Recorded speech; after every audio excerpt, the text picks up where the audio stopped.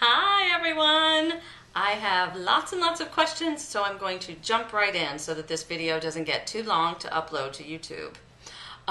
First, from Little Lottie004. My question is about wigs. What was your preferred method of hair wrapping? Okay, the Phantom wig department taught us how to do our prep for our wigs. So we would do pin curls. You would take section by section. Can you tell I got a blowout? You know, my hair is usually a frizzy, curly mess. This is professionally done because I had a concert last night.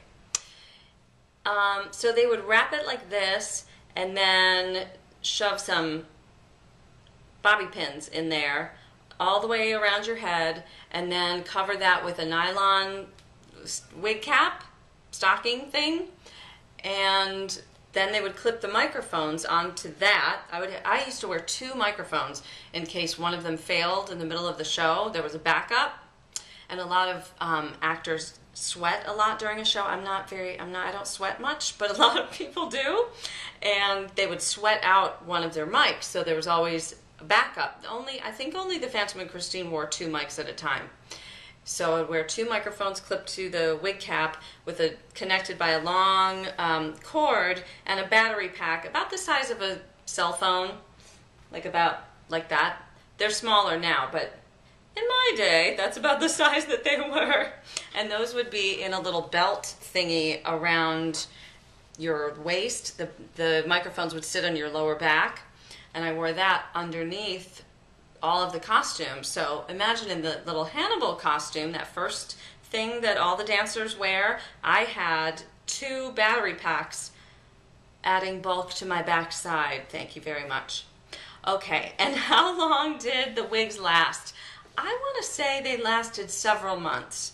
But when they would build a new one, oh, they're incredible works of art. They're so beautiful. Okay, who's next? Lisa L, how sweet are you to say hello all the way from Dublin, Ireland? That's really cool. I wish you would make a video so I could hear your cool accent. Next up, Auctioneer. I love that you're calling yourself Auctioneer. Your question is about stage actors' routines.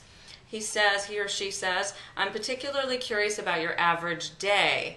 Was physical exercise important to maintain stamina? Did you have to pay particular attention to what you ate and drank? I'm finishing up a glass of white wine right now.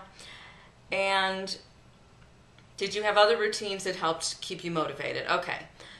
The first thing that I think is sort of odd about stage actors' lives is that our schedule is so opposite everyone else's. We're usually up, I mean, I can't speak for everyone, but for me, and certainly for my husband, we're up until 2 or 3 in the morning every night. So we sleep until 10, 11, maybe 12. The biggest thing, the most important thing for me at least, was always sleep, is to get plenty of rest, because think about what your voice sounds like when you're tired. It gets very raspy and very low, and you get a little groggy, and you start having that sort of fry in your voice. That's not so pretty when you're trying to sing some high notes. So sleep is the #1 thing. A lot of actors have to be very careful with what they eat and drink. Acid reflux or heartburn, whatever you want to call it, can really do a number on your vocal cords and affect how you sound. A lot of people have allergies to, certainly environmental things, but also things that they eat and drink. So I was pretty lucky. I could get away with a lot. As I got older, not so easy. Had to start being a little more careful. Really just about not eating too much before bed, not eating too much before a show.